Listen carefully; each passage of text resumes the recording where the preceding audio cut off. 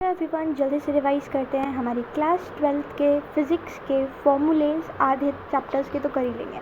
तो सबसे पहला है हमारा इलेक्ट्रोस्टैट। इलेक्ट्रोस्टैट जो है इसके अंदर बात आती है हमारी, कलर चेंज कर लेते हैं, ये सर ये देखिए।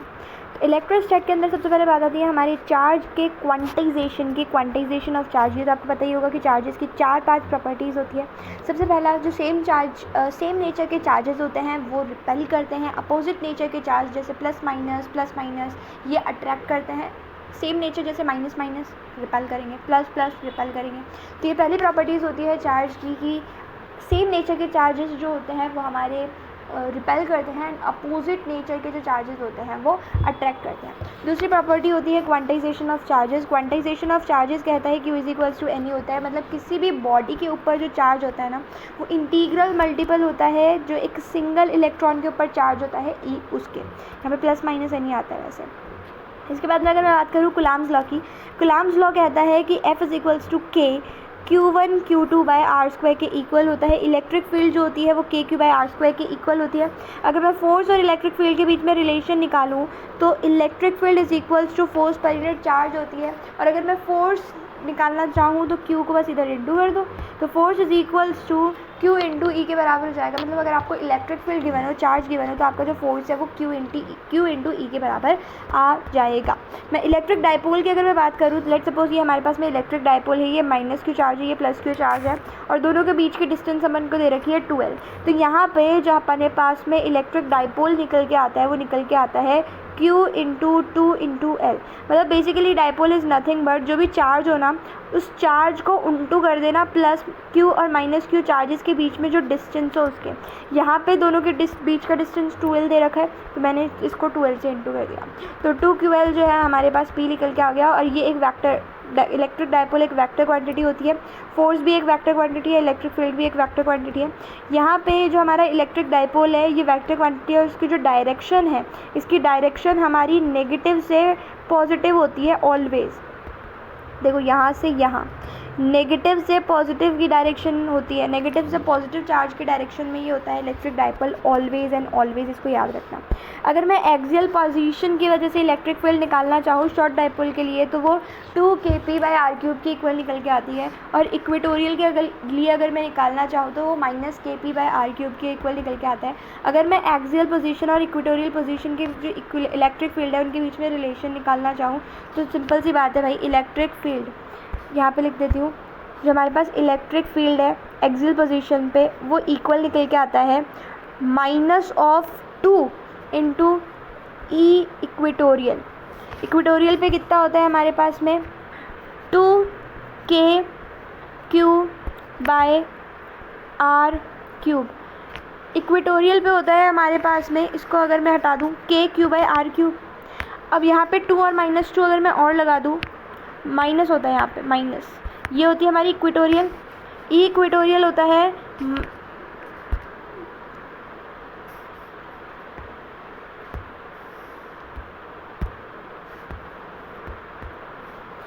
ई इक्वेटोरियल होता है हमारे पास में -kq by R cube short dipole के लिए।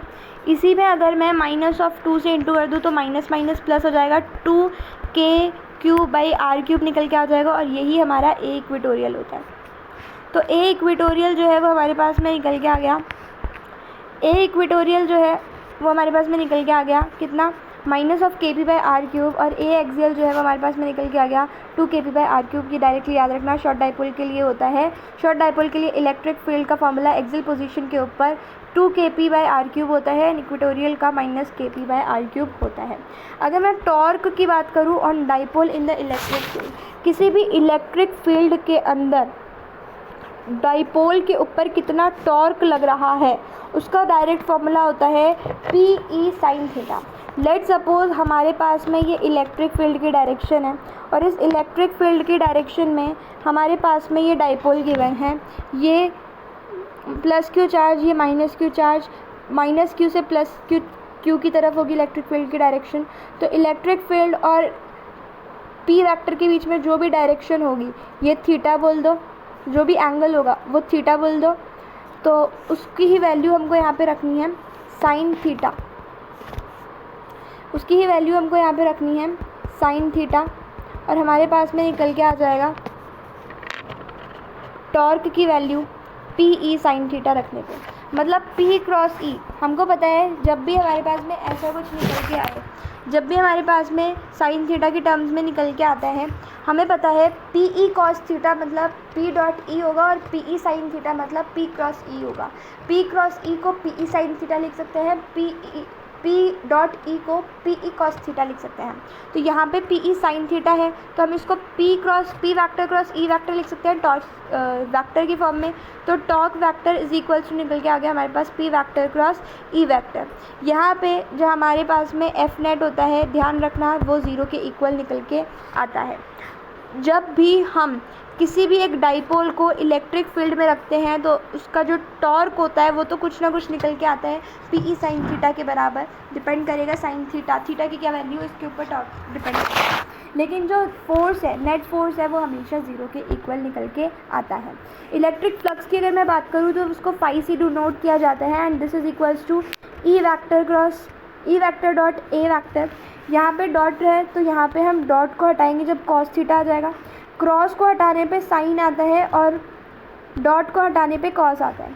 तो ध्यान रखना ई डॉट ए जो होता है वो इलेक्ट्रिक फ्लक्स होता है। इलेक्ट्रिक फील्ड में जब हम एरिया का डॉट प्रोडक्ट कर देते हैं, इलेक्ट्रिक फील्ड एंड एरिया का डॉट प्रोडक्ट हमको फ्लक्स देता है, तो flux is equals to E vector dot A vector हो जाएगा। This is equals to E A cos theta के बराबर हो जाता है।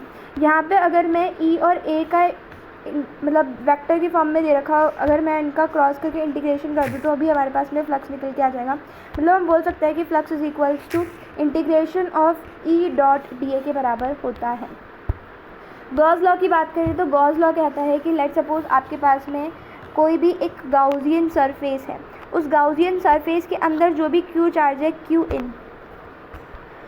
इन जो भी क्यू इन चार्ज है, उस क्यू इन चार्ज को डिवाइड कर दो एप्सिलॉन आर से, तो आपके पास में इलेक्ट्रिक फ्लक्स निकल के आ जाएगा। और इलेक्ट्रिक फ्लक्स इसी के इक्वल होता है, तो ये भी हमारा Q in by epsilon R के इक्वल निकल के आ जाएगा।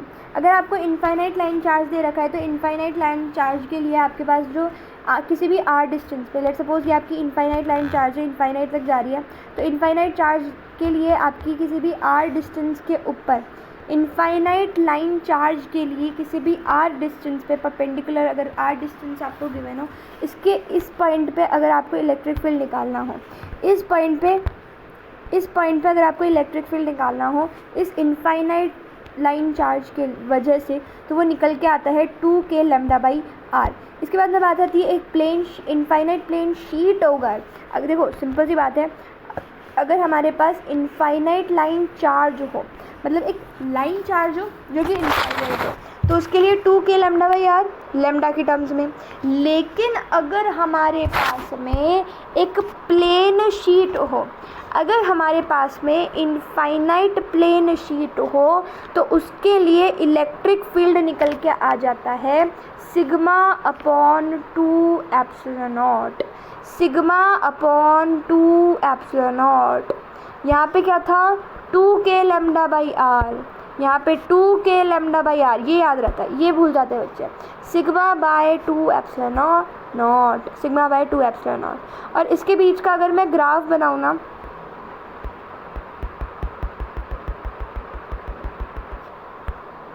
इसमें इलेक्ट्रिक फील्ड और आर के बीच का अगर मैं ग्राफ बनाना चाहूँ एक स्फीयर के लिए, दो तरीके के स्फीयर की अगर मैं बात करूँ, एक तो होता है स्फेरिकल शेल जिसके अंदर कोई वो ना हो, कोई भी मास ना हो, और एक ऐसा जो सॉलिड स्फीयर है जिसके अंदर मास ही मास भरा पड़ा है। तो अगर एक सॉलिड स्फीयर है तो उसके लिए हमारे पास में फॉर्मूला निकल के आता है KQR by R cube, KQR by R cube, जहाँ पे ये आर है कि सेंटर से आपने कितनी डिस्टेंस पे, जैसे इस डिस्टेंस पे हम इलेक्ट्रिक फील्ड नापना चाह रहे हैं सेंटर से, तो इलेक्ट्रिक फील्ड अंदर होता है KQR by R cube, surface पे KQ by capital R square, और बाहर KQR by small R square. इसके लिए सेम ही होता है, ठीक है, सरफेस पे। और अंदर स्फेरिकल शेल अगर है तो अंदर जो है वो ज़ीरो हो जाता है। इन दोनों के लिए सरफेस पे भी सेम होता है और इन दोनों के लिए आउटसाइड भी सेम होता है। अगर मैं इसके लिए ग्राफ बनाना चाहूँ, क्योंकि अंदर ये आर के डायरेक्टली प्रोपोर्शनल है, ये पूरा तो कांस्टेंट है अपना, तो ई और आर डायरेक्टली प्रोपोर्शनल है, तो स्ट्रेट लाइन बन गया। फिर सरफेस पे मैक्सिमम हुआ और ई आर क्यूब के मतलब आउटसाइड अगर मैं बात करूँ आर स्क्वायर के इन्वर्सली प्रोपोर्शनल है, तो ये हाइपरबोला बन गया। वहीं अगर मैं बात करूँ स्फेरिकल शेल की, तो स्फेरिकल शेल के लिए अंदर तो ज़ीरो है, अंदर पूरा ज़ीरो है, तो इलेक्ट्रिक फील्ड जब तक सरफेस पे नहीं आ जाता तब तक ज़ीरो। फिर हमारा सरफेस के ऊपर मैक्सिमम है के क्यू बाई आर स्क्वायर। फिर इसकी वैल्यू वही जैसे अपनी इस पर डिपेंड कर रही है, वैसे ही इसकी भी वैल्यू डिपेंड करेगी स्फेरिकल शेल की भी।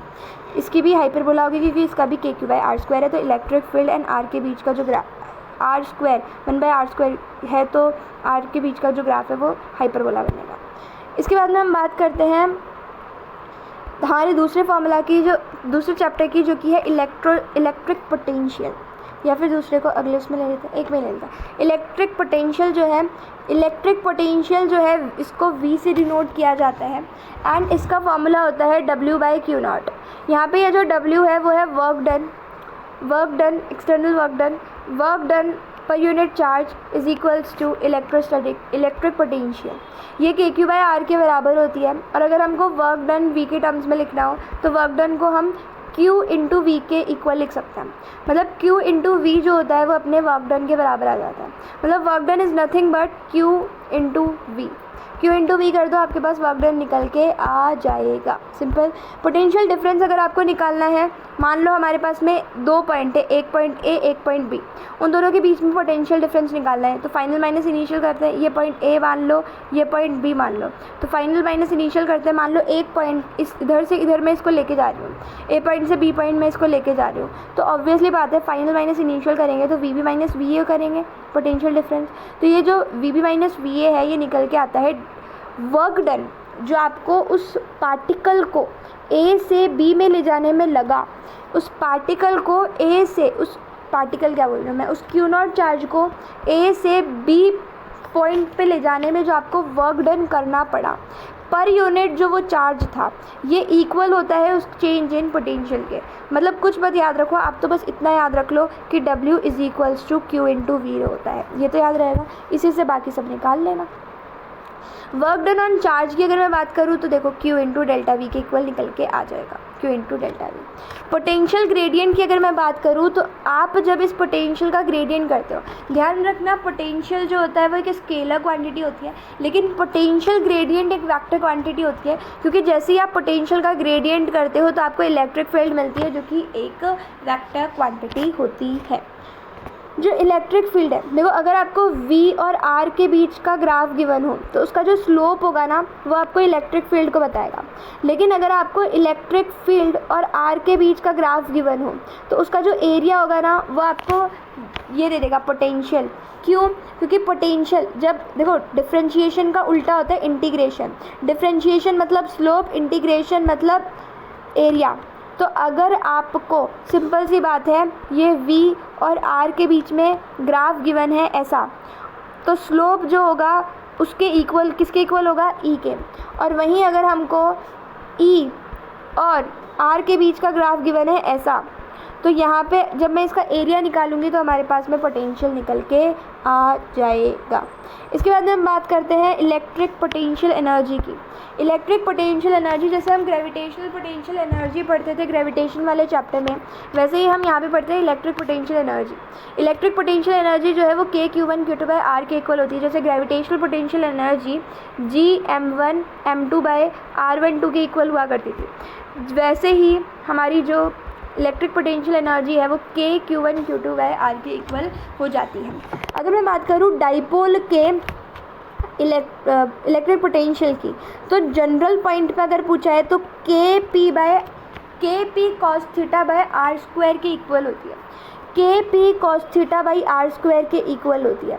अगर जनरल पॉइंट पे पूछा है तो हमारी जो पोटेंशियल होती है उसका formula KP cos theta by R square के बराबर होता है। अब वहीं अगर मैं बात करूं एक्सियल पॉइंट में पोटेंशियल का फॉर्मूला एंड इक्वेटोरियल पॉइंट पे पोटेंशियल का फॉर्मूला, देखो सिंपल सी बात है, एक्सियल पॉइंट पे जो हमारा cos थीटा की वैल्यू है, थीटा हमारा एक्सियल पॉइंट पे 0 डिग्री हो जाएगा और कॉस 0 डिग्री कितना होता है, कॉस 0 डिग्री 1 होता है।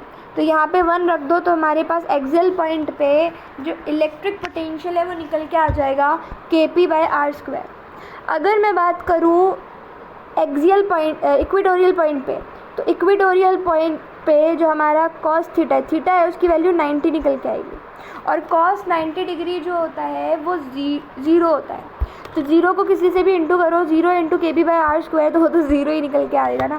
तो इक्वेटोरियल पोजीशन पे जो हमारे इलेक्ट्रिक पोटेंशियल होता है वो 0 होता है एंड एक्सियल पॉइंट पे जो अपना पोटेंशियल होता है वो kp/r² के बराबर हो जाता है।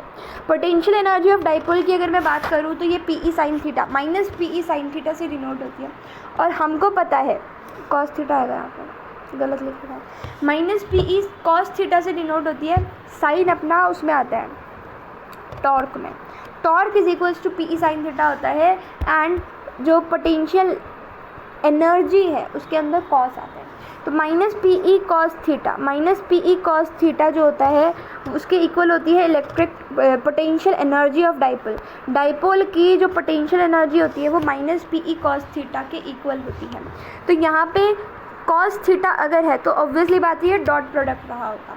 तो ध्यान रखना P vector cross E vector का अगर क्रॉस प्रोडक्ट होता है तो वो टॉर्क को बताता है और P वेक्टर और E वेक्टर के बीच में अगर डॉट प्रोडक्ट होता है आगे माइनस साइन तो वो हमको पोटेंशियल एनर्जी ऑफ डाइपोल को बताता है। Work done in rotating dipole की अगर मैं बात करूँ कि कोई भी एक डाइपोल है उसको रोटेट करने में कितना वर्क डन लगेगा, उसको रोटेट करने में कितना वर्क डन लगेगा अगर हमको वो निकालना है तो वो इक्वल हो जाता है किसके, वो इक्वल हो जाता है PE cos theta 1 minus cos theta 2।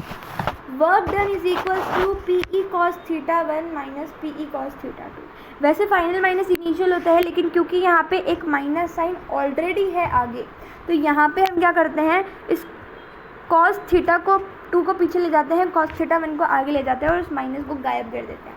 तो वैसे हम इसको ऐसे भी लिख सकते थे कि minus of PE into cos theta 2 minus cos theta 1, बात एक ही हो जाती है। आगे हम चलते हैं इलेक्ट्रिकल कैपेसिटेंस पे। इलेक्ट्रिकल कैपेसिटेंस के अंदर देखो बेसिकली आपको ये याद रखना है कि Q is directly proportional to V होता है। जब हम इस प्रोपोर्शनैलिटी के साइन को हटाते हैं तो यहाँ पे एक कांस्टेंट आता है C जो कि होता है capacitance. Q is equals to CV, ये फॉर्मूला रट लेंगे Q is equals to C into V होता है, Q is equals to C into V होता है। इसको रट लेंगे, रट लिया। स्फेरिकल कंडक्टर की अगर मैं बात करूँ, कोई भी एक स्फेरिकल कंडक्टर है, उस स्फेरिकल कंडक्टर के लिए जो कैपेसिटेंस होता है वो 4πε0r के बराबर निकल के आता है। पैरेलल प्लेट कैपेसिटर के लिए मतलब ऐसा कोई कैपेसिटर है, यहाँ पे प्लस चार्ज है, यहाँ पे माइनस चार्ज है, तो ये जो ऐसा कोई कैपेसिटर जो होता है पैरेलल प्लेट कैपेसिटर, उसकी जो कैपेसिटेंस की वैल्यू है वो ε0a/d निकल के आती है। स्फेरिकल कंडक्टर के लिए कैपेसिटर 4πε0r के बराबर होता है एंड पैरेलल प्लेट कैपेसिटर के लिए कैपेसिटेंस की वैल्यू ε0a/d होती है। पार्शियली फील्ड कैपेसिटर की जो वैल्यू होती है वो होती है ε0a, जैसे यहाँ पे ε0a/d था ना, तो उस d को बस रिप्लेस कर दो, d में से पहले t माइनस करो, फिर उसमें ऐड कर दो प्लस टी वाई के। d में से पहले t माइनस करो, पूरी थिकनेस माइनस करो, फिर उसमें ऐड कर दो t प्लस के। ε0a/d minus T plus T Y के, ε0d minus T plus T Y के, ε0a/d minus T plus T Y के, ε0a/d minus T plus T Y के, ε0a/d minus T plus T Y के। देखो अगर मैं यहाँ पे t कॉमन ले लूँ तो यहाँ पे अंदर क्या बच जाएगा, 1 माइनस 1/4। तो capacitance is equals to ε0a upon d minus T into 1 minus 1/k के इक्वल निकल के आ जाएगा। यार सिंपल आप तो ये याद रख लो कि capacitance is equals to ε0a upon d minus T plus टी/k के बराबर होता है। तो 3 फॉर्मूले हमने पढ़े कैपेसिटेंस के अलग अलग केसेस में। स्फेरिकल कैपेसिटेंस अगर है तो स्फेरिकल कैपेसिटेंस के अंदर C आता है ε0a/d। स्फेरिकल कैपेसिटेंस अगर है तो C निकल के आता है 4πε0r। स्फेरिकल कंडक्टर के अंदर कैपेसिटेंस निकल के आ जाता है 4 pi epsilon naught R. Parallel plate capacitor के अंदर कैपेसिटेंस निकल के आ जाता है epsilon naught A by D. 4 pi epsilon naught R, 4 pi epsilon naught into R spherical conductor के केस में। पैरेलल प्लेट कैपेसिटर के केस में epsilon naught A by D. And partially filled capacitor के केस में C is equals to epsilon naught A by D plus T, D minus T plus T by के। अब अगर spherical conductor है तो उसके लिए कैपेसिटेंस निकल के आता है 4 पाई एप्सिलॉन नॉट, आर की जगह A B upon B minus A, R की जगह A B upon B minus A, A B upon B minus A. अगर सिलेंड्रिकल कैपेसिटर है, अगर सिलेंड्रिकल कैपेसिटर है तो 2 pi epsilon naught L upon L N B by A, upon L N B by A, ये इतना काम नहीं आता। एनर्जी स्टोर जो होती है यू, वो हाफ सी वी स्क्वायर के बराबर होती है। एनर्जी स्टोर जो होती है उसको यू से डिनोट किया जाता है which is equals to half C V square. यहाँ पे सी वी स्क्वायर को हम इसके टर्म्स में भी लिख सकते हैं, क्यू स्क्वायर बाई सी के टर्म में या क्यू वी के टर्म में। तो जो एनर्जी स्टोर्ड है वो हमारे पास में निकल के आ गया u is equals to C V square is equals to half Q square by C is equals to half Q V. मतलब energy is equals to half C V square, energy is equals to half Q square C, energy ही is equals to half Q into V. अब energy density की अगर मैं बात करूँ तो बस इस एनर्जी को वॉल्यूम से डिवाइड कर दो। जब भी आप एनर्जी को वॉल्यूम से डिवाइड, आपके पास में एनर्जी डेंसिटी आ जाएगी। एनर्जी डेंसिटी मतलब एनर्जी को वॉल्यूम से डिवाइड कर दो तो ये निकल के आता है half epsilon not E square, half epsilon not E square, half epsilon not E square. ये पहला चैप्टर हुआ, ये दूसरा चैप्टर हुआ। अब बात करते हैं तीसरे चैप्टर की। तीसरा चैप्टर है हमारा करंट। करंट के अंदर सबसे पहले बात आती है electric current. Q is equals to I T होता है, तो यहाँ से हमारे पास Q को T को इधर ले जाओ नीचे से, यहाँ पे हमारे पास I निकल के आ गया Q by T.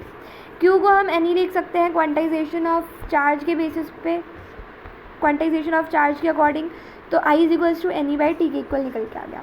Drift velocity and Ohm's law की अगर मैं बात करूँ तो देखो ड्रिफ्ट वेलोसिटी जो होती है ये डायरेक्टली याद रखना माइनस ई टाउ बटा M E into electric field के बराबर होती है। जो ड्रिफ्ट वेलोसिटी होती है वो माइनस ई टाउ बटा M E into electric field के बराबर होती है। करंट जो होता है I is equals to N E A V D के बराबर होता है। Very very very very very very important, current is equals to N E A V D के बराबर होता है। अगर मैं बात करूँ रेजिस्टेंस की तो वो रो एल बाई ए के बराबर होती है, या फिर rho is equals to R A by L भी आप याद रख सकते हो। यहाँ पे जो आपका रो एल इन सबको आप जब पुट करोगे इसके टर्म्स में तो इसको आप ऐसे भी याद रख सकते हो, वैसे इसकी कोई ज़रूरत नहीं है। जो रो होता है वो M E by N E square tau के बराबर होता है, 1 माइनस सिग्मा के बराबर होता है, जहाँ पे सिग्मा जो होती है वो कंडक्टिविटी होती है। करंट डेंसिटी की अगर मैं बात करूँ तो करंट डेंसिटी जो होती है वो आई बाई ए के बराबर होती है। Current density is equals to I by A होता है। N E I is equals to N E A V D होता है। ए को नीचे ले जाओ तो एन ई वी डी के बराबर भी आप बोल सकते हो करंट डेंसिटी को, which is equals to sigma into E. यहाँ से सिग्मा जो है वो इक्वल होता है 1 बाई रो के, एंड सी जो होता है वो इक्वल होता है 1 बाई आर के। मोबिलिटी की बात करते हैं, mobility is equals to mu से डिनोट करते हैं मोबिलिटी को, which is equals to V D by E के बराबर होता है। मतलब ड्रिफ्ट वेलोसिटी को जब आप इलेक्ट्रिक फील्ड से डिवाइड कर दोगे, मतलब E tau by M E, तो ये मोबिलिटी के इक्वल आ जाता है। Mobility is equals to V D by E tau by M E. अब बात करते हैं कि टेम्परेचर का क्या इफेक्ट पड़ता है रेजिस्टेंस के ऊपर। तो जैसे जैसे आप टेम्परेचर बढ़ाते हो तो कंडक्टर्स के लिए जो रेजिस्टेंस है वो बढ़ता जाता है। मेटल के लिए, कंडक्टर के लिए जो रेजिस्टेंस है वो बढ़ता जाता है। किसी भी टी टेम्परेचर पे resistance is equals to R not into 1 minus alpha R delta T के बराबर होता है। And rho T is equals to rho not into 1 minus alpha rho delta T के बराबर होता है। यहाँ पे अल्फा रो जो होता है वो delta rho by rho dot delta T के बराबर होता है, and alpha R is equals to delta R by R not dot delta T के बराबर होता है। कंडक्टर्स के लिए जो अल्फा होता है वो पॉजिटिव होता है, एंड सेमी कंडक्टर्स के लिए जो अल्फा होता है वो नेगेटिव होता है, याद रखना। हीट जनरेटेड या पावर की अगर मैं बात करूँ, एक और चीज़, रो और टी के बीच में ऐसा ग्राफ बनता है फॉर द नाइक्रोम वायर। बात करते हैं हीट जनरेटेड या पावर की, तो हीट जनरेटेड जो होता है, heat is equals to V I T होता है, V I T is equals to heat होता है, आई आई टी नहीं, V I T, veet, heat is equals to heat is equals to veet, तो H is equals to V I T होता है। अगर मैं यहाँ पे वी की value V is equals to I R put करूँ, ये कैसे याद किया मैंने, तो देखो मैं ऐसे फॉर्मूले ऐसे रटे नहीं जाते मेरे से, मैं क्या करती हूँ, V is equals to I R, V I P, V R the V I P, जैसे ये रहा, वी आर द वी आई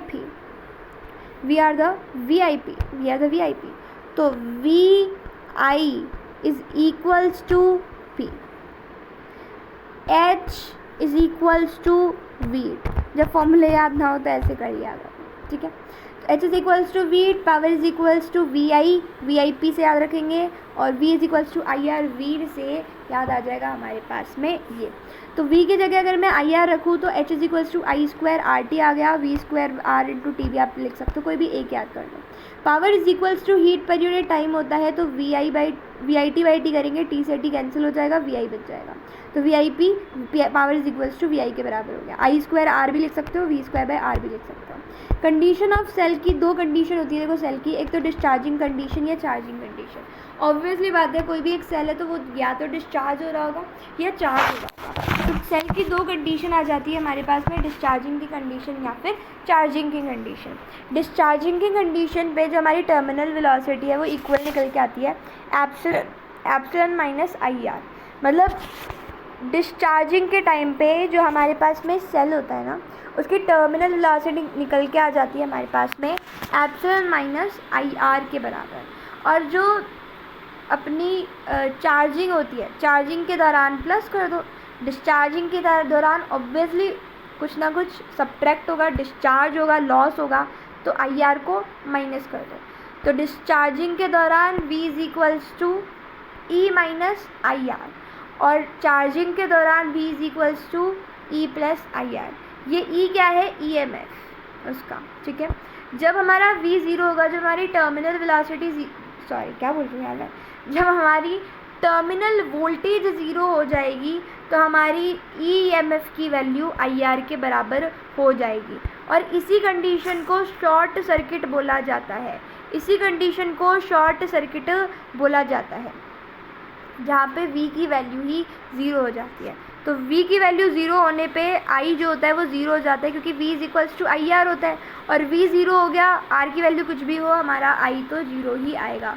तो शॉर्ट सर्किट के टाइम पे V ज़ीरो हो जाता है, I भी ज़ीरो हो जाता है, E is equals to EMF is equals to IR हो जाता है। तो ध्यान रखना, शॉर्ट सर्किट के टाइम पे I ज़ीरो होता है, और जब I ज़ीरो होता है मतलब ऐसा कुछ हो कि जो एक्सटर्नल है वही करंट ज़ीरो हो, तो हमारे पास में जो V होता है वो E के बराबर हो जाता है। आइसोलेटेड कंडीशन में हमारा जो ये EMF होता है ये वोल्टेज के ही बराबर होता है। मतलब इसको हम ऐसे डिफ़ाइन भी करते हैं, जब हमारे सर्किट में कोई भी करंट फ्लो ना हो रहा हो, मतलब करंट ज़ीरो हो, मतलब उसका जो V होता है वो EMF जो होती है वो वोल्टेज के बराबर, उसके टर्मिनल वोल्टेज के बराबर हो जाती है। किरचॉफ्स के दो लॉ हैं, junction law and loop law. ध्यान रखना, इस लूप लॉ को मैश लॉ भी बोला जाता है। डायरेक्ट क्वेश्चन पूछ लिया जाता है कि बताओ मैश लॉ किसका दूसरा नाम है। अब इससे ज़्यादा इजी सवाल क्या हो सकता है। मैश लॉ जो होता है वो लूप लॉ को ही बोला जाता है। लूप जब बनता है ऐसे मैश सा बन जाता है ना, जैसे अगर मैं ये लूप बनाऊँ तो ये मैश सा नहीं बन गया, मैश सा मिक्स सा हो गया सब कुछ। तो ध्यान रखना, लूप लॉ को मैश लॉ भी बोला जाता है। लूप लॉ जो होता है ये एनर्जी कंजर्वेशन के ऊपर बेस्ड होता है, एंड जंक्शन लॉ जो होता है वो चार्ज कंजर्वेशन के ऊपर बेस्ड होता है। लूप लॉ एनर्जी कंजर्वेशन के ऊपर बेस्ड होता है, एंड जो जंक्शन लॉ होता है वो चार्ज कंजर्वेशन के ऊपर बेस्ड होता है। KCL Kirchhoff Charles law, current law, ये इसमें जो करंट होती है उसका जो समेशन होता है वो ज़ीरो होता है, एंड वोल्टेज के लिए जो समेशन ऑफ वोल्टेज होता है जो उस पॉइंट पे वो ज़ीरो के इक्वल होता है। याद रहेगा किरचॉफ के दो लॉ, एक जंक्शन लॉ, एक लूप लॉ। लूप लॉ को मैश लॉ भी बोलते हैं। जंक्शन लॉ किसके ऊपर बेस्ड है? चार्ज कंजर्वेशन के ऊपर। देखो कैसे याद रखेंगे, इसको ऐसे याद रखना। देखो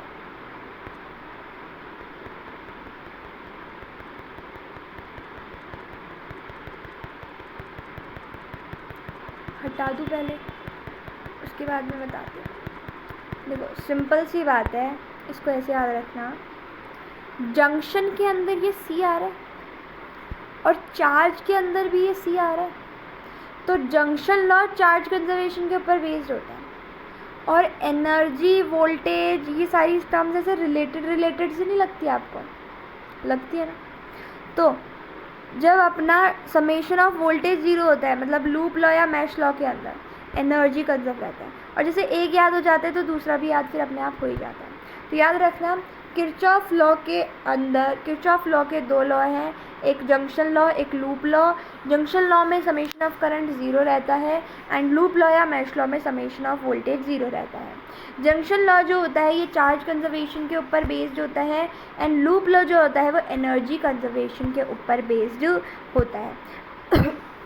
अगर मैं सीरीज़ कॉम्बिनेशन ऑफ सेल की बात करूं, तो सीरीज़ कॉम्बिनेशन ऑफ सेल के लिए I = NE/R+NR के बराबर निकल के आ जाती है।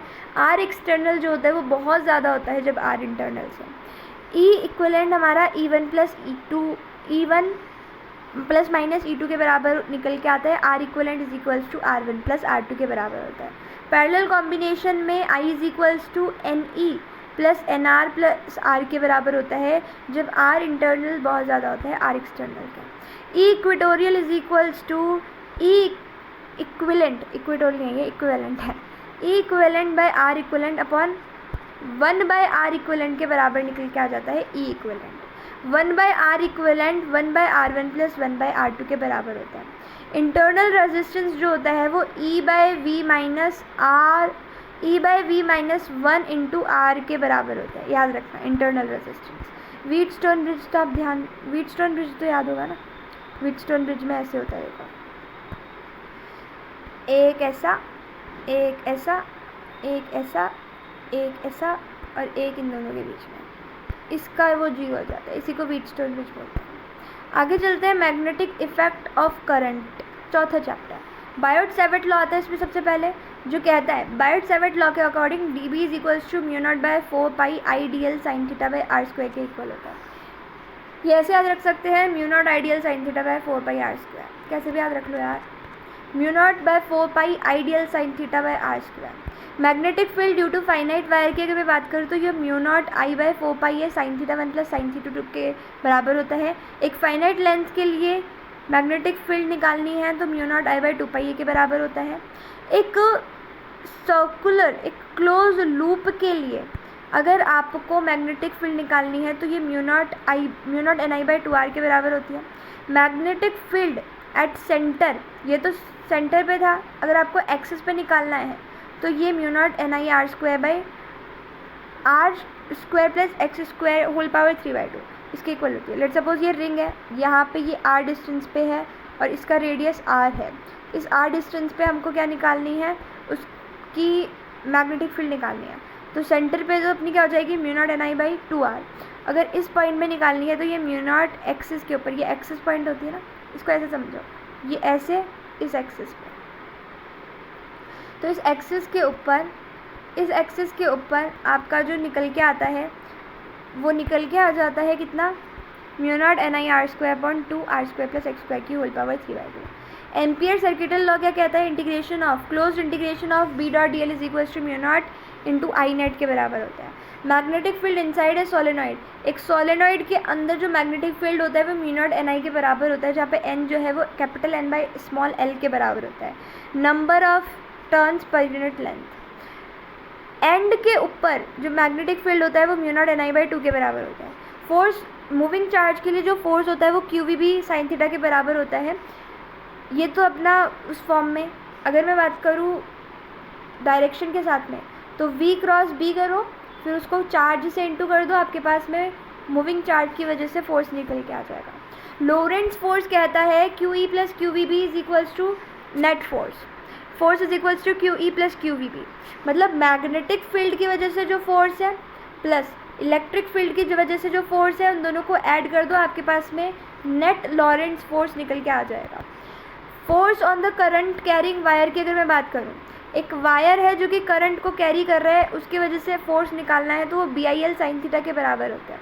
जहाँ पे L vector cross B vector को जब अपन I से इंटू करते हैं, BIL में L vector cross R vector को जो अपन करंट से इंटू कर देंगे, तो हमारे पास में F फोर्स की वैल्यू निकल के आ जाएगी करंट कैरिंग वायर के लिए। वेलोसिटी सेलेक्टर जो होता है वो कहता है कि इलेक्ट्रिक फील्ड एंड B को डिवाइड कर दो, आपके पास में वेलोसिटी सेलेक्टर की वैल्यू निकल के आ जाएगी। दो पैरेलल वायर है, उनके बीच में फोर्स निकालना है, तो ये इक्वल होता है। देखो फॉर्मूला क्या होता है इसका, F21/dl is equals to mu not I1 I2/2 pi D, mu not I1 I2/2 mu not I1 I2/2 pi D. F21/dl is equals to mu not I1 I2/2 pi D. ध्यान रखना, अगर same direction में current होता है, जैसे मान लो ये है दो वायर, इनमें सेम डायरेक्शन में करंट फ्लो हो रहा है, तो दोनों के बीच में अट्रैक्शन होगा। और अगर अपोजिट डायरेक्शन में, एक में ऊपर एक में नीचे, ऐसे करंट फ्लो रहा है दोनों वायर्स में, तो इनके बीच में क्या होगा, रिपल्शन, चार्ज से उल्टा होता है यहाँ पे। Motion of charge in magnetic field की अगर मैं बात करूँ, कोई भी एक मैग्नेटिक फील्ड है, उसके अंदर चार्ज के मोशन की, तो थीटा अगर 0 या 180 डिग्री हो तो उसके ऊपर फोर्स 0 लगता है, क्योंकि फोर्स जो है वो sin थीटा आता है इसमें, और sin 0 डिग्री 0 हो जाता है। तो थीटा 0 डिग्री या 180 डिग्री होने पे फोर्स 0 हो जाता है, और फोर्स 0 मतलब एक्सेलरेशन 0, और एक्सेलरेशन 0 मतलब v कांस्टेंट मतलब स्ट्रेट लाइन। और वहीं अगर थीटा 90 डिग्री हो जाएगा, मतलब जो भी मैग्नेटिक फील्ड लाइन है वो 90 डिग्री पे है हमारे उस चार्ज के, जो भी उसकी वेलोसिटी है उसकी, तो वो सर्कुलर पाथ को ट्रेवल करता है। उसकी रेडियस mv/qb के इक्वल निकल के आती है, टाइम पीरियड 2πm/qb के इक्वल निकल के आता है। Omega is equals to v/r होता है, तो qb/m के इक्वल निकल के आता है, और फ्रीक्वेंसी तो 1/t होता ही है। मतलब इनमें से time period, omega and frequency, ये तीनों ही हमारी वेलोसिटी के ऊपर डिपेंड नहीं करती। टाइम पीरियड निकल के आता है 2πm/qb, omega is equals to v/r से, r क्या था mv/qb, तो v कैंसिल हो जाएगा, qb/m हमारा ओमेगा निकल के आ जाता है, और फ्रीक्वेंसी 1/t से, t कितना था 2πm/qb। तो यहाँ से r mv/qb, time period is equals to 2πm/qb, omega is equals to qb/m, और फ्रीक्वेंसी तो टाइम का इन्वर्स हो जाएगा। तो यहाँ से हमारी ये चीज़ें निकल के आ जाती है। और कुछ याद रखो ना रखो, r की वैल्यू mv/qb होती है, ये पक्का याद रखना। Time period is equals to 2πm/qb होता है, ये पक्का याद रखना। qb/mv एंड 2πm/qb पक्का याद रखना। अब अगर थीटा कुछ और हो, हेलिकल पाथ वो ट्रेवल करेगा, पिच उसकी v पैरेलल इंटू t हो जाएगा, जो कि r cos theta into t के बराबर हो जाता है। v parallel is equals to r cos theta के बराबर हो जाता है। एंड यहाँ पे r is equals to mv sin थीटा/qb के बराबर होता है, क्योंकि जैसे मान लो ये है, ऐसे है, जहाँ पे ये आगे भी जा रहा है, ये हेलिकल पाथ है, आगे भी जा रहा है एंड सर्कुलर भी है। सर्कुलर किसकी वजह से है, इस डायरेक्शन में जो आई, और आगे किसकी वजह से जा रहा है, इसकी वजह से। पिच इसकी वजह से बन रहा है, और सर्कुलर इसकी वजह से है, और एंगल थीटा ये है, तो ऑब्वियसली बात है पिच के अंदर v cos थीटा आएगा, जो भी आप v लिखोगे, और speed is equals to distance पर यूनिट टाइम होता है, तो डिस्टेंस ही तो पिच है, तो पिच इस डायरेक्शन में जो अपनी डिस्टेंस है उसी को पिच बोलेंगे। एक यहाँ से यहाँ तक आने में, पूरा एक उसको कवर करने में, तो ये जो पिच है वो स्पीड इनटू टाइम के बराबर हो जाएगी। और स्पीड इस डायरेक्शन में कितनी हो जाएगी, v cos theta into time, pitch के इक्वल निकल के आ जाएगा। वहीं अगर मैं बात करूँ फॉर ऐसा पाथ ट्रेवल कर रहा है, हेलिकल पाथ वो, तो ऊपर क्या है उसका v sin थीटा कंपोनेंट, और सर्कुलर पाथ जो है वो ऊपर की जो ऊपर वेलोसिटी है, ऊपर जो वेलोसिटी का कंपोनेंट आया यहाँ पे थीटा, इधर v cos थीटा, इधर v sin थीटा, तो इस v sin थीटा की वजह से वो सर्कुलर पाथ में जा रहा है। तो हमारा r का जो फॉर्मूला होता है mv/qb, उसमें v की जगह हम v sin थीटा रखेंगे, तो r is equals to mv sin थीटा/qb के बराबर हो जाएगा। Time period is equals to 2πm/qb होता है, ये तो v पे डिपेंड ही नहीं करता, एंड ओमेगा एंड फ्रीक्वेंसी भी v पे डिपेंड नहीं करते। इसके बाद में हम बात करते हैं torque on coil in magnetic field की, कि मैग्नेटिक फील्ड में कॉइल के ऊपर जो टॉर्क आता है, मैग्नेटिक फील्ड में कॉइल के ऊपर जो टॉर्क आता है वो इक्वल होता है NIAB sin थीटा के। मैग्नेटिक फील्ड में किसी भी एक कॉइल के ऊपर जो टॉर्क आता है वो NIAB sin थीटा के बराबर होता है। NIAB sin थीटा मतलब क्रॉस प्रोडक्ट होगा, और इस NIA को ही तो हम M लिख सकते हैं। मैग्नेटिक क्या बोलते हैं इसको, M को, कैपिटल M को, मैग्नेटिक मोमेंट। तो ये जो मैग्नेटिक मोमेंट है M, कैपिटल M, इसको हम NIA से डिनोट करते हैं, एंड ये NIA को M लिख देंगे, capital magnetic moment, this into B, this cross M cross B torque के इक्वल हो जाता है। तो torque is equals to M vector cross B vector हो जाएगा। M vector cross B vector torque के इक्वल हो जाएगा। गैल्वेनोमीटर की बात करें, गैल्वेनोमीटर कांस्टेंट की बात करें, तो गैल्वेनोमीटर कांस्टेंट जो है इसकी वैल्यू होती है G is equals to K/NBA। K/NBA होता क्या है, NIAB is equals to K into theta के इक्वल हो जाता है। K तो कांस्टेंट है अपना, ट्विस्टिंग कांस्टेंट इसको बोलते हैं। सेंसिटिविटी ऑफ गैल्वेनोमीटर की अगर मैं बात करूं तो θ/I से इसको डिनोट किया जाता है। अगर करंट सेंसिटिविटी की अगर मैं बात करूं तो NIAB/C था ना, तो उस I को नीचे ले आए बस, तो करंट सेंसिटिविटी बन गया, और V को नीचे लाएंगे तो वोल्टेज सेंसिटिविटी बन जाएगा। जब V को नीचे लाएंगे तो यहाँ पे R डिवाइड हो जाएगा। एमीटर की बात करें तो IgG is equals to I - IG into S के बराबर होता है। यहाँ पे शंट रेजिस्टेंस को पैरेलल में लगाते हैं, ध्यान रखना। वोल्ट मीटर की बात करें तो यहाँ पे सीरीज़ में लगाते हैं, तो V is equals to IG into G+R हो जाता है। अब हम बात करते हैं मैग्नेटिज्म एंड मैटर की। इसके अंदर सबसे पहले बात आती है मैग्नेटिक डाइपोल मोमेंट की। मैग्नेटिक डाइपोल कैपिटल M जो था, जो हमने ऊपर देखा था कि ये NIA के बराबर होता है। मैग्नेटिक मोमेंट बोल दिया था मैंने गलती से यार, मैग्नेटिक डाइपोल मोमेंट तो एक ही बात है। तो अगर मैं बात करूँ मैग्नेटिक डाइपोल मूवमेंट की, तो मैग्नेटिक डाइपोल मूवमेंट जो होता है कैपिटल M से इसको डिनोट किया जाता है, ये M इंटू LM के बराबर होता है। जहाँ पे ये जो M है ये पोल स्ट्रेंथ होता है, स्मॉल m, एंड ये जो LM है वो इसकी मैग्नेटिक लेंथ होती है। ध्यान रखना, मैग्नेटिक लेंथ ये इन दोनों के बीच की लेंथ, और जियोमेट्रिक लेंथ टोटल लेंथ होती है इसकी, मैग्नेट की। टोटल लेंथ मैग्नेट की जियोमेट्रिक लेंथ कहलाती है, and north and south pole के बीच में जो लेंथ होती है वो मैग्नेटिक लेंथ कहलाती है। मैग्नेटिक लेंथ छोटी होती है, ज्योमेट्रिक लेंथ बड़ी होती है, तो ये 5/6 का इसका रेशियो निकल के आता है, जो कि नियरली इक्वल्स टू 0.84 के बराबर है। तो LM/LG इज इक्वल्स टू 5/6 होता है, which is nearly equals to 0.84। Magnetic dipole movement जो है वो IA के बराबर होता है। N नंबर है तो N से भी आप इसको इंटू कर सकते हो, NIA भी आप लिख सकते हो मैग्नेटिक डाइपोल मूवमेंट को। This is equals to M into LM, मतलब हम बोल सकते हैं NIA is equals to M into LM। Gyro magnetic ratio क्या होता है, ये डायरेक्टली याद रखना, गायरो मैग्नेटिक रेशियो M/L को रिप्रेजेंट करता है, मतलब M/L जो है वो गायरो मैग्नेटिक रेशियो को रिप्रेजेंट करता है। This gyro magnetic ratio is M/L। M/L का जो रेशियो होता है उसे गायरो मैग्नेटिक रेशियो बोला जाता है, which is equals to E/2M। और इसका जो वैल्यू जो होती है वो 8.8 इंटू 10⁻20 कूलम्ब पर kg के बराबर होती है। मैग्नेटिक फोर्स की अगर मैं बात करूँ, मैग्नेटिक फोर्स जो होता है वो μ0/4πm1m2/r² के बराबर होता है।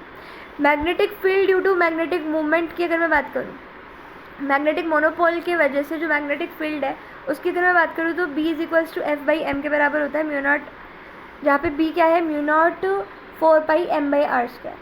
मैग्नेटिक डाइपोल जो है एक्सियल पॉइंट पे μ0/4π2m/r³ के बराबर निकल के आता है और इक्वेटोरियल पे -μ0/4πm/r³ के बराबर निकल के आ जाता है। गॉस लॉ क्या कहता है कि क्लोज इंटीग्रेशन ऑफ B.ds 0 के बराबर होता है। Potential energy of dipole in the magnetic field, magnetic field में डाइपोल की जो पोटेंशियल एनर्जी है वो -mb cos थीटा के बराबर होती है। cos थीटा आ गया मतलब डॉट प्रोडक्ट, m और b के बीच का जो डॉट प्रोडक्ट है आगे माइनस, वो पोटेंशियल एनर्जी ऑफ डाइपोल के बराबर होता है इन द मैग्नेटिक फील्ड। जो टॉर्क होता है वो m vector cross b vector के बराबर होता है। टाइम पीरियड =2π√i/mb के बराबर होता है। थीटा =0 डिग्री पे स्टेबल होता है, वो स्टेबल इक्विलिब्रियम में होता है, और थीटा =180 डिग्री पे वो अनस्टेबल इक्विलिब्रियम में होता है, याद रखना। मैग्नेटिक परमिएबिलिटी की अगर मैं बात करूँ तो मैग्नेटिक परमिएबिलिटी को म्यू से डिनोट किया जाता है, एंड यहाँ पे जो म्यू होता है वो B/h के बराबर होता है। जो मैग्नेटिक परमिएबिलिटी होती है उसे म्यू से डिनोट किया जाता है B/h के बराबर होता है। यहाँ पे जो h है वो मैग्नेटाइजिंग फील्ड इंटेंसिटी होती है। ये जो h है ये मैग्नेटाइजिंग फील्ड इंटेंसिटी होती है, और b तो अपना मैग्नेटिक फील्ड है। जब अपन मैग्नेटिक फील्ड को डिवाइड कर देते हैं मैग्नेटाइजिंग फील्ड इंटेंसिटी से, जब हम मैग्नेटिक फील्ड को डिवाइड कर देते हैं मैग्नेटाइजिंग फील्ड इंटेंसिटी से, तो हमारे पास में म्यू निकल के आ जाता है, मैग्नेटिक परमिएबिलिटी निकल के आ जाती है। ये जो h होता है, ये जो अपने पास में मैग्नेटाइजिंग फील्ड इंटेंसिटी होती है, तो इसको हम लिख सकते हैं h को इधर ले जाओ, म्यू को नीचे ले आओ, तो B/μ0, एंड यही हमारा ni के इक्वल भी होता है। एक सोलेनॉइड के लिए ये जो मैग्नेटाइजिंग फील्ड इंटेंसिटी होती है, एक सोलेनॉइड के लिए जो मैग्नेटाइजिंग फील्ड इंटेंसिटी होती है वो ni के इक्वल होती है, और मैग्नेटाइजेशन की इंटेंसिटी अलग होती है। ध्यान रखना, मैग्नेटाइजिंग फील्ड की intensity h, magnetizing field b, B/h mu, h B/μ, ये ni के भी बराबर हो सकती है। सोलेनॉइड के लिए h ni के बराबर होता है, मतलब मैग्नेटिक फील्ड इंटेंसिटी ni के बराबर होती है। और मैग्नेटाइजेशन इंटेंसिटी जो होती है, मैग्नेटाइजेशन की जो इंटेंसिटी होती है, मैग्नेटाइजेशन की इंटेंसिटी I=mnet/वॉल्यूम के बराबर होती है। मतलब जो नेट मैग्नेटिक डाइपोल मूवमेंट है उसको वॉल्यूम से डिवाइड कर दो, नेट मैग्नेटिक मूवमेंट को वॉल्यूम से डिवाइड कर दो, आपके पास में मैग्नेटाइजेशन की इंटेंसिटी निकल के आ जाएगी। नेट मैग्नेटिक मूवमेंट को वॉल्यूम से डिवाइड कर दो, आपके पास में मैग्नेटाइजेशन की इंटेंसिटी निकल के आ जाएगी। मैग्नेटिक सक्सेप्टिबिलिटी को xm से डिनोट किया जाता है, which is equals to M/h। Capital M हमारी मैग्नेटिक वो है magnetic dipole movement, and h जो है वो मैग्नेटाइजिंग फील्ड इंटेंसिटी है। रिलेटिव परमिएबिलिटी को μr से डिनोट किया जाता है, which is equals to μ/μ0। Mu is equals to μr into μ0 होते, तो μr इज इक्वल्स टू μ/μ0 हो जाएगा। This is equals to 1 + xm के बराबर होता है। डायमैग्नेटिक सब्सटेंसेस के लिए जो हमारे पास xm की वैल्यू होती है, जो हमारे पास में मैग्नेटिक सक्सेप्टिबिलिटी की वैल्यू होती है, वो -1 के इक्वल या -1 से ज़्यादा और 0 से कम होती है। मतलब होगी नेगेटिव, लेकिन -1 से ज़्यादा कम नहीं हो सकती। और μr की जो वैल्यू होती है, रिलेटिव परमिएबिलिटी की जो वैल्यू होती है, वो 0 के इक्वल या 0 से ज़्यादा लेकिन 1 से छोटी होती है। पैरामैग्नेटिक सब्सटेंसेस के लिए xm की वैल्यू 0 से ज़्यादा n से कम होती है, एंड μr की वैल्यू 1 से ज़्यादा 1 + n से कम होती है। क्यूरीज लॉ को ये फॉलो करता है, जो कहता है कि xm मैग्नेटिक सक्सेप्टिबिलिटी जो होती है, मैग्नेटिक सक्सेप्टिबिलिटी जो होती है ये डायरेक्टली प्रोपोर्शनल होती है, इन्वर्सली प्रोपोर्शनल होती है टेम्परेचर के, 1/T के डायरेक्टली प्रोपोर्शनल होती है। मतलब xm is inversely proportional to this magnetic susceptibility is inversely proportional to temperature. ये कहता है क्यूरीज लॉ. टेम्परेचर बढ़ेगा, एक्सएम कम होगा.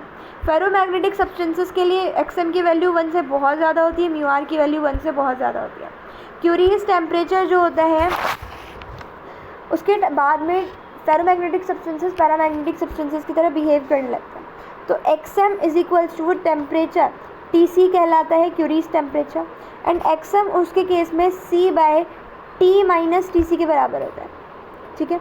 इसके बाद में कुछ अदर इम्पॉर्टेंट चीज़ें हैं हमारे नेट के लिए. अगर मान लो हमारे पास में ऐसा कुछ गिवन हो, ये हमारे पास में एक केस है, 1 2 3 चार्ज गिवन है, Q1 Q2 Q3, इनके बीच में R12 R23 R13 डिस्टेंस है.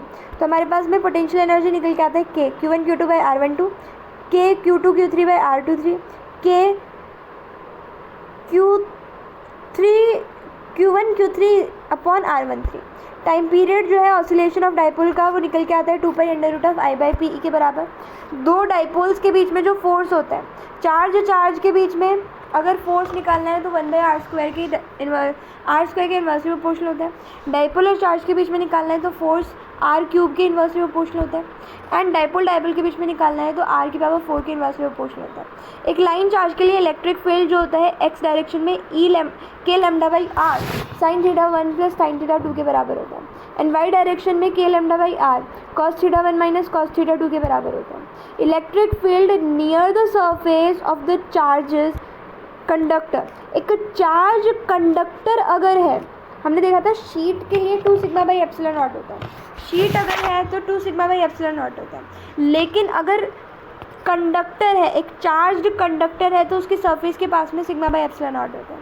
Alpha equivalent equals to alpha one r1 plus alpha two r2 upon alpha one plus r1 plus r2 होता है अगर सीरीज़ में अगर वो है. और अल्फा इक्वलेंट अगर पैरेलल में हमको निकालना है तो alpha one r2 plus alpha two r1 upon r1 plus r2 के बराबर हो जाता है.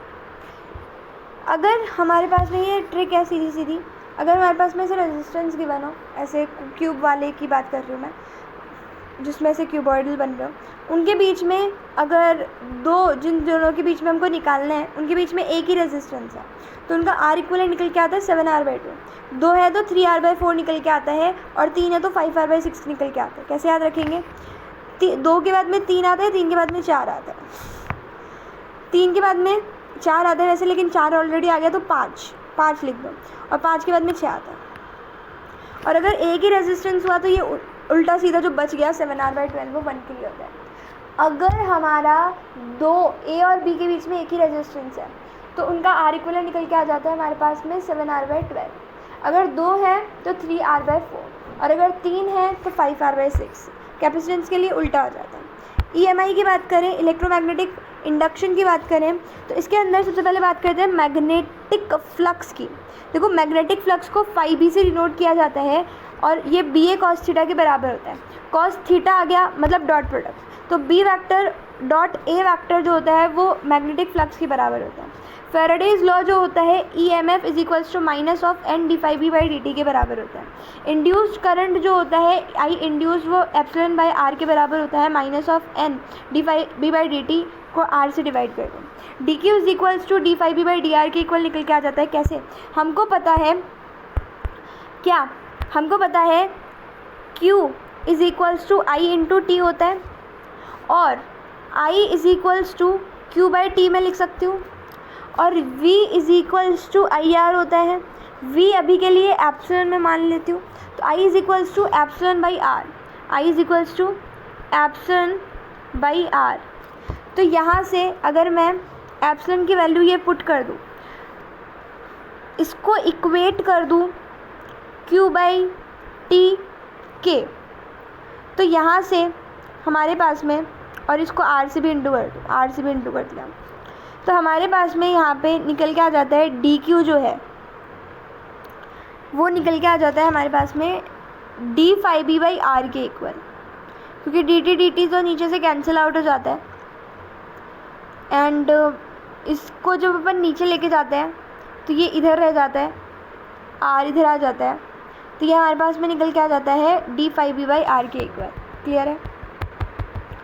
तो सिंपल से याद रखना D Q is equals to D phi B by R के बराबर होता है। इंड्यूस्ड चार्ज की अगर मैं बात करूँ क्यू इन, तो वो आई टी के बराबर होगा। इसको डायरेक्टली पुट करो and get the answer. Motional EMF की अगर मैं बात करूँ तो मोशनल ईएमएफ के लिए फॉर्मूला है directly L vector is into V vector cross B vector. ध्यान रखना वी, बी या एल, इन दोनों में से कोई दो भी, इन तीनों में से अगर कोई दो भी पैरेलल या एंटी पैरेलल हो जाएंगे तो हमारा जो ई है वो ज़ीरो आ जाएगा।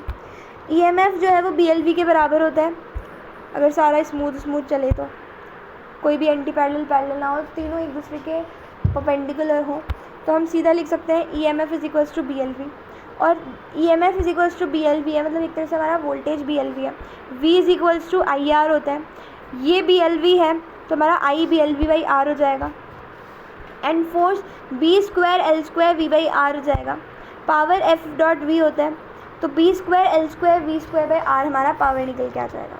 Rotational rod in magnetic field, magnetic field में जो रोटेशनल रॉड है उसके लिए वजह से जो ईएमएफ होता है वो half B omega L square के इक्वल निकल के आता है, half B omega L square के इक्वल निकल के आता है। सेल्फ इंडक्शन जो है इसके लिए N phi is equals to L I के बराबर होता है, मतलब हम बोल सकते हैं L is equals to N phi by I, N phi by I, L is equals to N phi B by I. यहाँ पे फाई बी क्या है, मैग्नेटिक फील्ड की वजह से जो फ्लक्स है, मैग्नेटिक फील्ड की वजह से जो फ्लक्स है that is phi B into N by I is equals to self inductance. Self inductance is equals to N phi B by I, self inductance is equals to N phi B by I. ये जो self inductance होता है इसकी SI unit Henry होती है। And solenoid के लिए L की value mu not pi R square into N square into L के बराबर होती है। Mu not pi N square R square into L के बराबर होती है सोलेनॉइड के लिए। ये जो हमारी सेल्फ इंडक्टेंस है ये मीडियम पे डिपेंड करता है एंड ज्योमेट्रिकल प्रॉपर्टीज़ पे डिपेंड करता है। रेजिस्टर जो होता है वो हमारी करंट का अपोज करता है, रेजिस्टर करंट का अपोज करता है, लेकिन इंडक्टर जो होता है वो हमारी चेंज इन करंट का अपोज करता है। रेजिस्टर तो करंट का अपोज करता है लेकिन इंडक्टर चेंज इन करंट का अपोज करता है। EMF is equals to minus of L D I by D T के बराबर होते हैं, या अगर चेंज थोड़ा ज़्यादा हो तो EMF is equals to del I, change in I, current में change upon change in time के इंटू एल माइनस ऑफ, इसके इक्वल कर सकते हैं इसको। तो EMF is equals to minus of L change in I upon change in time के बराबर ये हो जाएगा। म्यूचुअल इंडक्टेंस की अगर मैं बात करूँ तो म्यूचुअल इंडक्टेंस जो होता है इसके लिए हमारे पास में EMF की वैल्यू निकल के आती है। जब म्यूचुअल इंडक्टेंस आता है तो उसके लिए EMF की वैल्यू निकल के आती है, EMF is equals to minus of M21 DI1 by dt। M21 is equals to N2 by I1 के बराबर होती है, मतलब ऊपर हम नंबर ऑफ टर्न्स लेंगे N2 के, 2 के ऊपर निकालना है 1 की वजह से, तो 2 के लो, 2 के लो अपॉन जो I में करंट फ्लो हो रहा है वो ले लो। अगर M12 निकालना है तो N1 लो, 1 लो अपॉन I2 लो, ठीक है। N5 is equals to MI के बराबर होता है, यहाँ पे M is equals to mu not pi N1 N2 R2 square into L के बराबर हो जाता है सोलेनॉइड के लिए। अगर मैं कॉम्बिनेशन ऑफ इंडक्टर की बात करूँ तो इंडक्टर्स के कॉम्बिनेशन दो तरीके के हो सकते हैं, या तो हो सकता है कि वो जो इंडक्टर्स हो वो सीरीज़ कॉम्बिनेशन में हो सकता है या तो वो जो इंडक्टर हो वो एक सीरीज़ कॉम्बिनेशन में हो, या दूसरी पॉसिबिलिटी हो सकती है कि वो जो हमारे इंडक्टर हो वो पैरेलल कॉम्बिनेशन में हो। अगर वो हमारे सीरीज़ कॉम्बिनेशन में हुए तो L equivalent is equals to L1 plus L2 by L1 plus L2 plus 2M के बराबर होता है। अगर हमारा सीरीज़ कॉम्बिनेशन हुआ तो जो इक्विवेलेंट हमारे पास में इंडक्टर आता है वो L1 plus L2 plus 2M के बराबर आता है। अगर हमारे पास में सीरीज़ कॉम्बिनेशन है, सीरीज़ कॉम्बिनेशन के लिए जो हमारे पास में L इक्विवेलेंट आता है, जो अपना सेल्फ इंडक्टेंस का जो इक्विवेलेंट आता है वो निकल के आता है L1 plus L2 plus 2M के बराबर। और पैरेलल के केस में L1 L2 minus M square upon L1 plus L2 plus minus M के बराबर। ये इतना ज़्यादा काम नहीं आता, ज़्यादा काम तो यही आता है। M is equals to K into under root of L1 into L2 के बराबर होता है। M is equals to K into under root of L1 into L2 के बराबर होता है। जहाँ पे ये जो K होता है वो कपलिंग फैक्टर होता है, जहाँ पे ये जो K होता है ये कपलिंग फैक्टर होता है। के जो वैल्यू है वो 0 से ज़्यादा होनी चाहिए या 0 के इक्वल भी हो सकती है, या 1 से मतलब 0 और 1 के बीच में होती है कपलिंग फैक्टर की वैल्यू, 0 और 1 के बीच में होती है कपलिंग फैक्टर की वैल्यू। AC की बात करते हैं। AC में सबसे पहले बात आती है ऑल्टरनेटिंग करंट की। V equals to V not sine omega T होता है, I equals to I not sine omega T होता है। जो AC की मीन वैल्यू जो होती है, I मीन फुल साइकिल के लिए वो 0 के बराबर निकल के आती है, and I mean half cycle के लिए 2I नॉट बाई पाई के इक्वल निकल के आती है, जो कि 0.636 I नॉट के बराबर हो जाएगी। जो RMS की वैल्यू है AC के लिए फुल साइकिल के लिए वो निकल के आती है I नॉट बाई √2 या 0.707 I नॉट। जो प्योरली रेजिस्टिव सर्किट होता है या AC विद रेजिस्टर होता है, V equals to V not sine omega T होता है, I equals to I not sine omega T होता है, I not is equals to V not by R होता है, Z is equals to R होता है। पावर फैक्टर पावर लॉस होगा cos phi is equals to 1 के बराबर आता है। एंड AC विद कैपेसिटर के केस में V is equals to V not sine omega T होता है, I is equals to I not sine omega t plus pi by 2 होता है, I not is equals to V not by XC होता है, X is equals to 1 by omega C होता है, cos phi is equals to 0 होता है। AC with inductor के case में V is equals to V not sine omega T होता है, I is equals to I not sine omega t minus pi by 2 होता है, I not is equals to V not by XL होता है, XL is equals to omega L होता है। Series LCR circuit में VL pi by 2 आगे होता है, VC पाई बाई 2 पीछे होता है और VR बीच होता है। V is equals to V not sine omega t, I not is equals to V not by C, tan phi is equals to XL minus XC by R, cos phi is equals to R by Z, V naught is equals to under root of VR square plus VL minus VC के mod का square. Condition of resonance XL XC बराबर हो जाए, omega L is equals to 1 by omega C हो जाए। Resonance की condition में current maximum होता है, Z मिनिमम होता है, under root of R square plus XC minus XL square हम लगा सकते हैं। इसके बाद में Z मिनिमम होती है, Z मिनिमम की वैल्यू R होती है, I मैक्सिमम होती है, obviously I is equals to V by Z होता है, Z मिनिमम होगा तो I मैक्सिमम होगा, इन्वर्सली प्रोपोर्शनल ग्राफ ऐसा बनता है। जब फ्रीक्वेंसी 0 होती है तब भी Z इनफाइनाइट होता है, जब फ्रीक्वेंसी इनफाइनाइट होती है तब तो Z इनफाइनाइट होता ही है। रेजोनेंट फ्रीक्वेंसी जो होती है वो omega nought is equals to 1 by under root of LC के बराबर होती है, F nought is equals to 1 by 2 by under root of LC के बराबर होता है। cos phi is equals to R by Z के बराबर होता है, Z की मिनिमम वैल्यू R के बराबर हो जाती है, R कैंसिल हो जाता है जो कि 1 के बराबर आ जाता है, फाई 0 के बराबर हो जाता है क्योंकि cos फाई 1 के बराबर कब होता है, जब हमारा फाई 0 होता है, V is equals to VR जब होता है। RLC सर्किट के अंदर P average is equals to VRMS into IRMS into R upon Z के बराबर होता है और ये Z की वैल्यू हो जाएगी। Wattless current I sine phi के बराबर होती है। हाफ पावर फ्रीक्वेंसी के अंदर 2 delta omega R by L के बराबर होती है, 2 delta F R by 2 by L के बराबर होती है। इसको बैंडविड्थ भी बोलते हैं। ये एंगुलर बैंडविड्थ होती है और ये लीनियर बैंडविड्थ होती है, और यहाँ पे I और ओमेगा बीच का ग्राफ ऐसा बनता है, ये मैक्सिमम पावर को बताता है। Quality factor Q is equals to omega nought by 2 delta omega के बराबर होती है। Q nought L by R भी हम बोल सकते हैं। यहाँ पे ओमेगा नॉट की वैल्यू रख दो तो 1 by R under root of L by C के बराबर हो जाएगी। Q is equals to 1 by R under root of L by C या फिर under root of VL into VC by VR। LC oscillator के केस में I not is equals to Q nought omega होता है, I not is equals to Q square by 2C होता है। तो हम यहाँ से लिख सकते हैं Q square by 2C plus half LI square is equals to Q nought square by 2C होता है। AC जनरेटर में EMF is equals to NBA omega sine omega T होता है। ट्रांसफार्मर के अंदर EP by ES is equals to IS by IP is equals to NP by NS होता है। Ideal transformer के केस में PN is equals to P out होता है, मतलब जो जितना अंदर जा रहा है उतना ही बाहर आ रहा होता है। EP into IP is equals to ES into IS होता है। रियल ट्रांसफार्मर के केस में रियल ट्रांसफार्मर की जो एफिशिएंसी होती है वो ES by IS into EP into IP into 100% होती है efficiency. Output power output upon power input into 100%। Step up transformer के अंदर ES ज़्यादा होता है EP से, NS ज़्यादा होता है NP से। स्टेप डाउन ट्रांसफार्मर में EP कम होता है, EP ज़्यादा होता है ES से और NP ज़्यादा होता है ES से। That's all for today, thank you.